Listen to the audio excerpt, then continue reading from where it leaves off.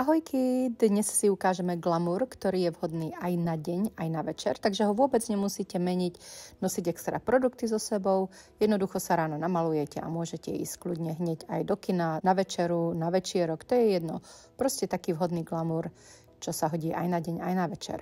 Na sebe už mám make-up aj obočí, aby sme to troška zrýchlili a začínam našim štecom číslo 4, ktorým si jemným, matným, hnedým tieňom a len tak jemne nanesiem vrstvu okolo spodnej očnej linky do polovice oka a troška tieň potiahnem vonku, aby urobil vlastne takú nenápadnú rozmazanú linku.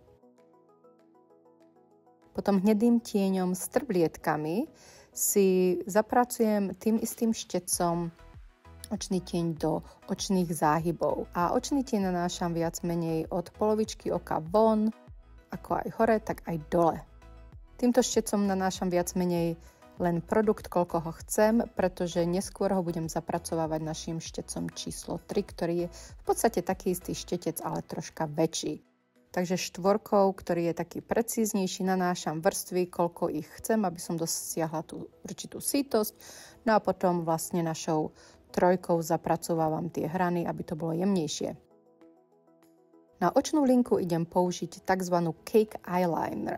Ja neviem, ako sa u vás preloží cake eyeliner, ale je to v podstate vodná linka, ktorá sa zapracováva s takýmto roztokom. Môže sa aj vodou, ale ja tu mám na to taký špeciálny roztok, ktorý urobí tú linku potom nie až takú vodovú, ale troška takú krémovejšiu by sa dalo povedať. Našim štecom číslo 5 si nakreslím očnú linku, znova zase len tak od polovice oka a potiahnem túto linku von v prirodzenom uhle a spojím aj spodné očné viečko touto linkou, nech to máme také ucelené. Nebojte sa, vyhrajte sa s tým. Vodná očná linka je super preto, lebo sa dá ľahko opraviť, keby ste urobili nejakú chybu. Je to výborná konzistencia. Táto očná linka sa často používala v minulosti aj ako podkladová linka pod očné tiene. Keď ste si išli robiť čierne očné tiene, tak ste si najprv urobili takú nie úplne precíznu linku, ale ste si ju proste tam tak nahrubo naniesli a potom, keď ste si dali očný čierny tieň na vrch, tak vám ostal ten očný tieň okolo myhalnic veľmi sýty. Ale samozrejme linka sa dá použiť aj samostatne takto, nielen ako podkladová. No a ak ste si všimli, tam som si ju zapracovala jemne na vnútornú vodnú očnú linku aj vo vnútorných kútikoch oka. Nanášam ďalšiu vrstvu tieňa, aby sme mali tie oči také vyváženejšie, pretože ako náhle začnete pridávať produkty, vidíte, či tam je tá harmónia v tom make-upe alebo nie, tak sa nebojte kľudne pridať alebo prípadne odobrať make-upu, ak máte pocit, že tam to nejak neladí spolu. Tento look je taký prirodzený glamour, takže tam nechceme, aby nám niečo moc vyskakovalo z tej tváre. Chceme, aby to všetko bolo v takej jednotlivej rovnováhe. Pridám si 2 vrstvy podkladovej špirály, ktorú vy si samozrejme nemusíte dávať.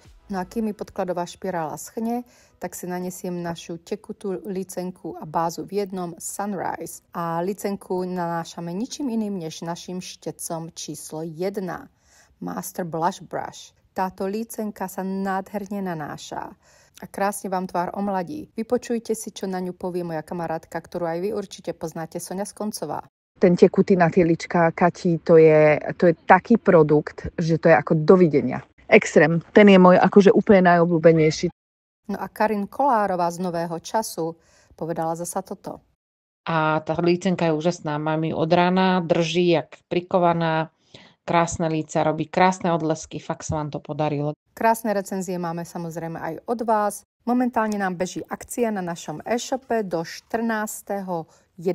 do polnoci, kde si môžete kúpiť za zvýhodnenú cenu naše trio pod názvom Kiss by Youth, čo znamená bosk mladosti. A to trio zahrňuje vlastne túto licenku a bázu v jednom, potom ceruzku Bare Temptation a náš olejček na pery Flower Kiss.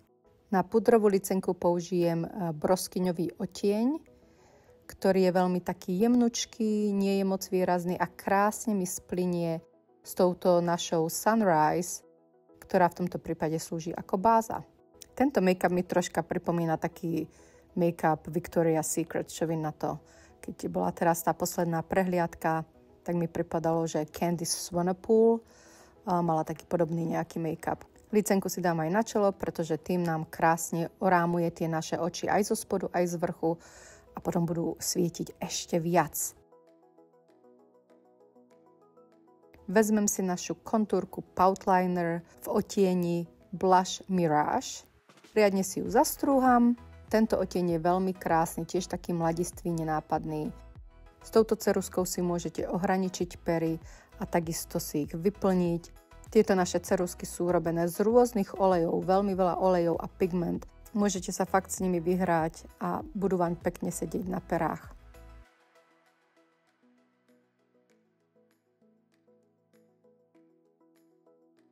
Pridáme si myhalnice, ja tu používam Cat Lash Milady.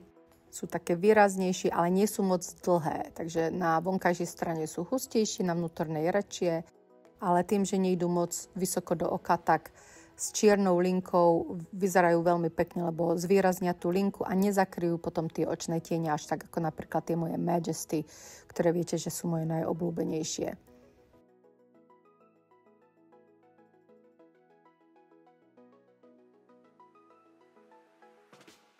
Dám si rúž, tento je od Charlotte Tilbury v podobnej farbe ako je ceruzka.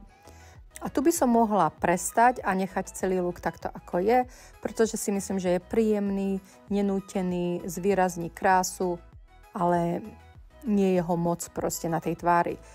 Avšak ja si idem dať ešte náš olejček Flower Kiss, ktorý je súčasťou toho nášho tria Kiss by Youth. No a tým vlastne, že si pridám ten olejček, tak mi dá do tej tváre tak viac lesku.